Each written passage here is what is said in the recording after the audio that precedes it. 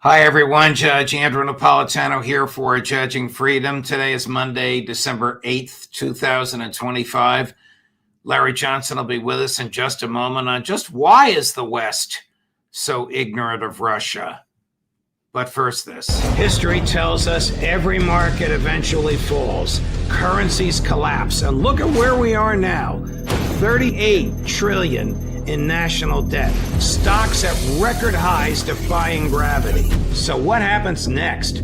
Groceries, gas, housing, everything's going up. And this dollar, it buys less every day. When the system breaks, your stocks won't save you and your dollars won't either. But one thing will: gold. I've said it on my show for years.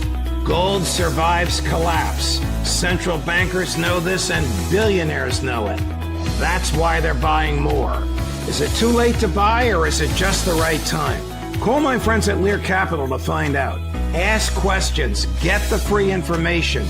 There's no pressure. And that's why I buy my gold and silver from Lear. And right now, you can get up to $20,000 in bonus metals with a qualified purchase. Call 800-511-4620 or go to LearJudgeNap.com today. Larry Johnson, welcome here, my dear friend. Thank you for accommodating my schedule. Before we get to the latest involving Russia, imbued with Western ignorance of all things Russian, the Guardian of London this morning is reporting that the IDF and the Mossad are spying on U.S. troops sent to Israel to help provide aid to the Palestinians. Does this surprise you? Oh, heavens, no. In fact, I think that the reason the story is being put out, being leaked like this, is designed to put pressure on the Israelis. I mean, the U.S. spy, or the U.S. should spy on Israel. I'm not sure that I know that people in country are, chief station are not allowed to necessarily target, but all intelligence agencies should be spying on foreign intelligence agencies. I mean, that's the nature of the game. So when you get a leak like this, it's trying to pretend, oh my God, they're listening in on our phone calls. Yeah, duh. This is what they do, and the Israelis have taken it in the past up to a completely different level when they were attacking an intelligence vessel of the United States Navy, the USS Liberty, and they attacked it and tried to sink it, and they killed U.S. sailors. So, it's business as usual. I take this as a sign that the West is trying to put the Israelis on notice. They actually quoted a 2 or 3-star general who was the commander of the U.S. troops there, calling in, I don't know if it was the head of the Mossad, but whoever he deals with in Mossad, saying this has got to stop. It probably won't stop. Is aid actually being provided to the Palestinians, or are U.S. troops there just a subterfuge, just a facade? Well, I think it's a combination of both. But you're going to have a conversation later with John Kiriakou, and you get John all fired up because of his previous experience dealing with the Israelis, and he can tell you that the CIA actually didn't trust them. At least back when John was there, when I was there, there was no trust or special love for Mossad or the Israeli intelligence forces. So here I think, the U.S. is trying to do something, but, they haven't prevented the continued murder of Palestinians, especially children. I mean, as, Alistair Crook noted this morning in your conversation with him, there was, they're shooting kids who stray across an imaginary line. And the kids aren't carrying weapons. They're just children. But, this continues to go on. I thought that Tony Blair was going to become the governor general of Gaza, and Donald Trump's Board of Peace would stop all of this. Yeah, this thing is the Sharm el-Sheikh charade is what it really has become.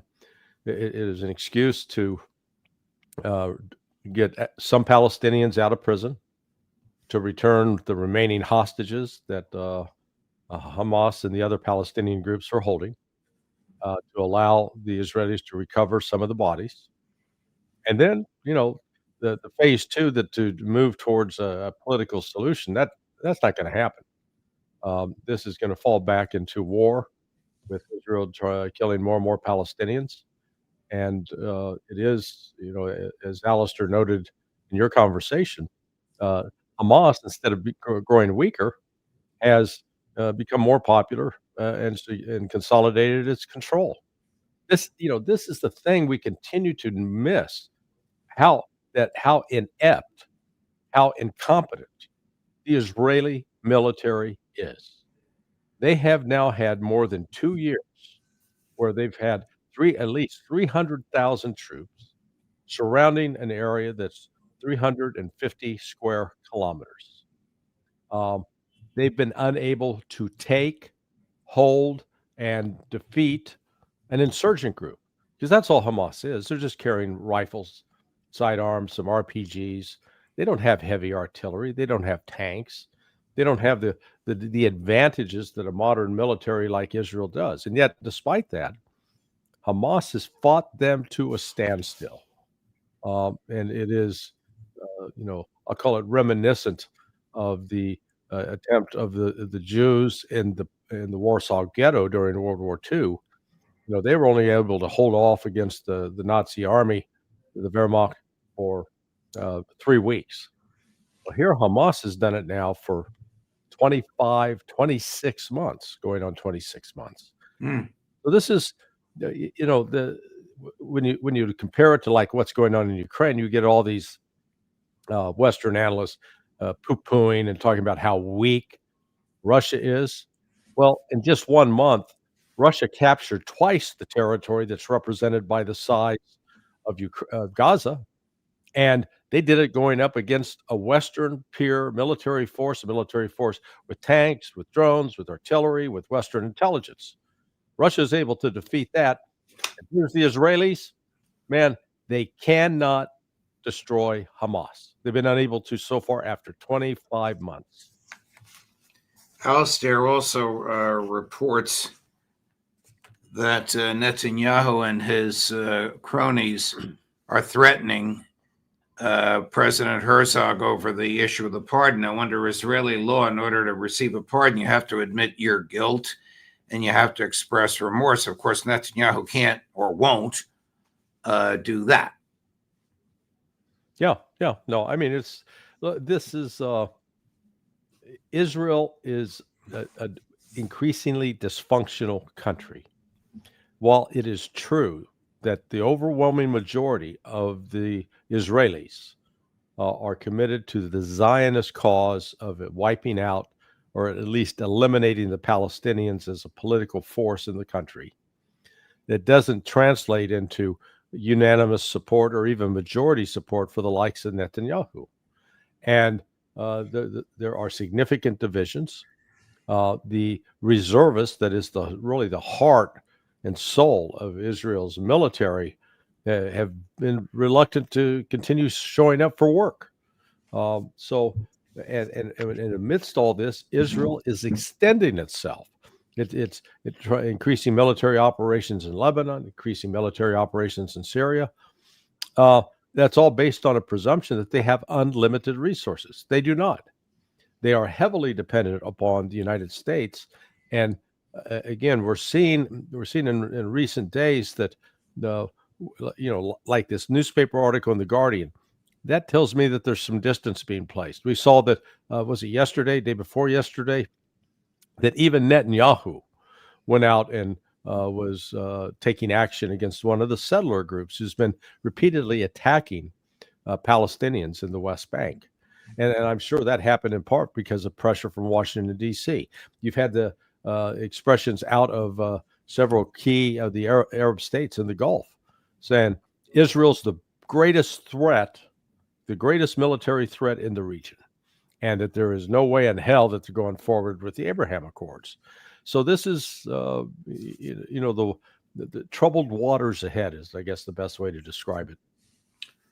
I want you to take a look at Rachel Maddow. Sorry to subject you to this. Yeah. On Stephen Colbert the other night, talk about Russophobia and Russian ignorance, or ignorance of all things Russian. Watch this. Talk about an abject failure. She doesn't have anything right. Yeah, we'll talk about an embarrassment. And look, hey, I know Rachel. She used to have me on her show years ago, 20 years ago. Yes, I know Rachel as well. She actually had many friends And at Fox when I was there, and I was one of them. But this attitude about Russia is a Victoria Nuland era attitude. yeah. Well, it isn't, and Rachel's a Rhodes Scholar, wasn't she? Yes, she is. She's not a stupid person. So let's start with the reality. Russia now has the fourth largest economy in the world, is measured by GDP purchasing power parity. The only countries with a larger GDP are the United States, India, and China. So really, three of the four biggest world economies now form the heart of BRICS. So it's anything but podunk. It is leading in technology in a variety of areas that has surpassed the United States. The United States is still struggling to produce one functioning deployable hypersonic missile. Russia has at least 5 variants and has been stockpiling them. It is able to produce them. Russia has a vast, enormous natural resources. There is no other country in the world with the kind of resource base that Russia has, which explains why the West is so obsessed with removing Putin and getting control of Russia. We want that wealth for ourselves, not for the Russian people. Screw them. It's ours. That's our attitude. But we all know that this Victoria Nuland and her neocon colleagues' attitude about let's use the war in Ukraine as a battering ram with which to drive Vladimir Putin from office has utterly failed. Yeah. Why isn't that failure acknowledged by everybody from Ursula von der Leyen to Rachel Maddow? To understand that, just go back and watch the movie Downfall, which was about the last days of Adolf Hitler in his bunker. Terrific movie. It shows the combination of delusion and denial, and that's what's taking place with the West right now. You've got a leadership, particularly in France, Germany, and the United Kingdom, that are completely out of touch with their own citizenry, and to underscore that, you had the EU the other day pass a resolution that, by God, they're going to stop importing all Russian oil and gas. Well, turns out Russian oil and gas is the most inexpensive source of fuel that all of these countries depend on. So now they've decided, oh, no, we're going to stop paying for the inexpensive oil and gas, and we're going to start paying for the more expensive oil and gas. Well, when you start driving up fuel prices, that adds to inflation. And these economies in Germany, France, and the UK in particular are struggling. They're stagnant. They're not growing right now. And this is simply going to add to their economic woes. And they're doing all this amidst a time where they're threatening Russia, and yet they cannot produce ammunition or any kind of munitions to sustain Ukraine military operations. They're not producing tanks. They're not producing armored personnel vehicles. They can't keep pace with Russia, and they certainly don't have any air defense systems worth a damn. Russia has all of that. So again, the disconnect between what the Europeans say and what they're actually able to do is makes, I guess, the Grand Canyon look small. And yet, Larry, as we speak, the three of them, Merz, Macron, and Starmer, are meeting at number 10 Downing Street with Zelensky. What are they going to give him? They can't borrow. They can't raise their taxes, and Belgium won't let them steal the Russian money in Belgian banks. What are they going to give him? Probably a couple of bags of cocaine to keep him quiet, send him on his way. Well, all the money he's stolen, he has more money than they do. Well, he's cheap. He doesn't like to buy his own stuff. He says, "Hey, the holiday season is upon us. Give me some gifts."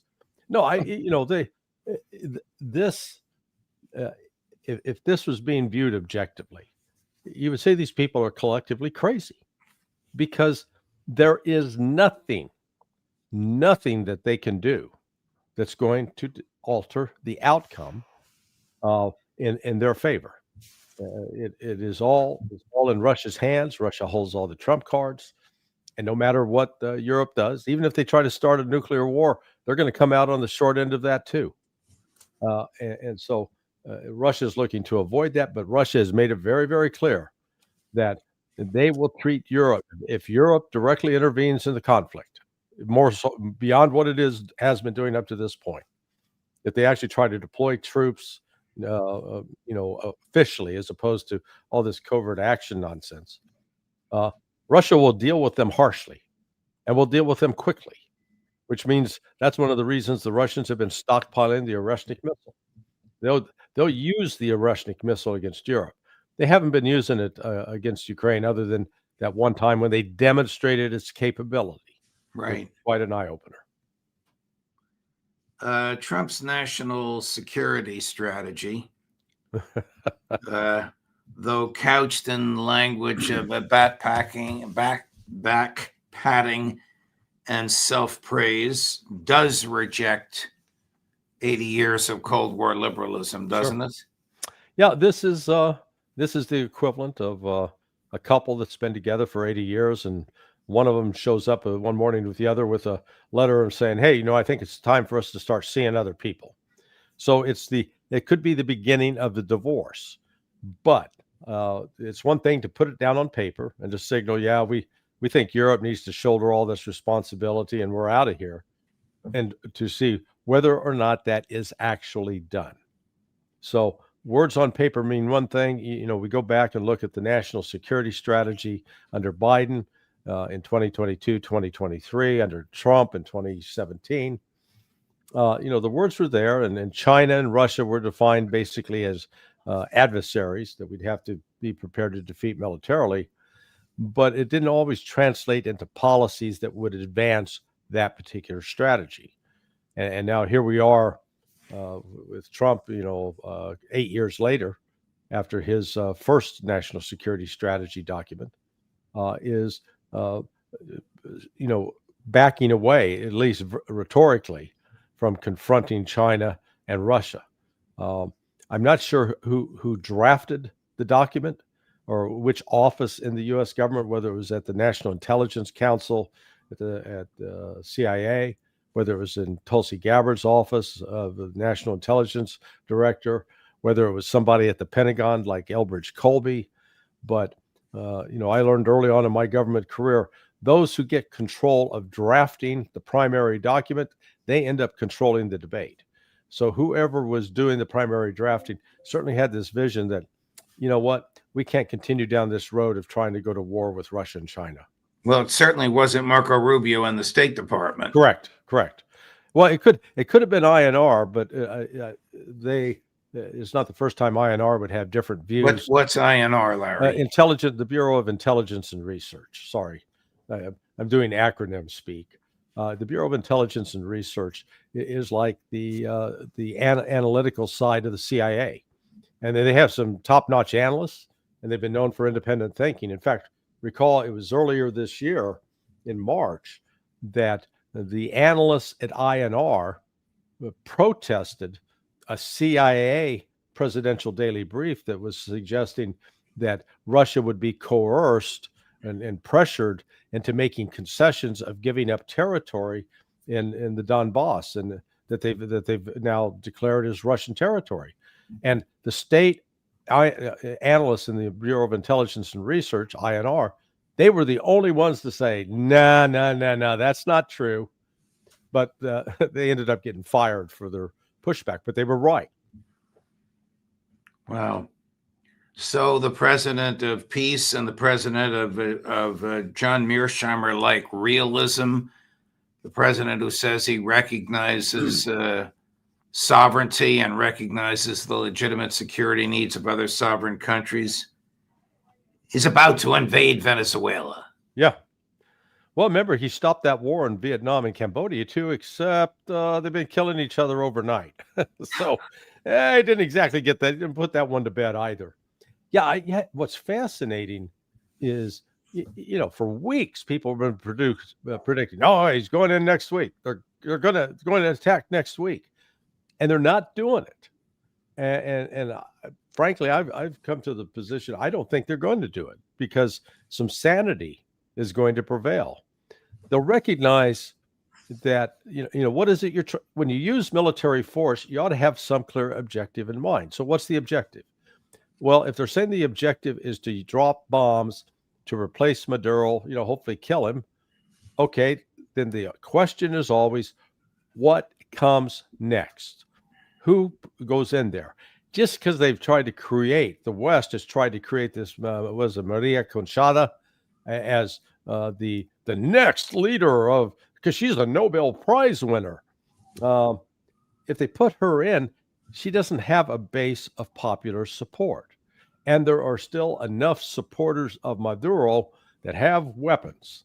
And the terrain of Venezuela is such that a guerrilla war can rage for decades.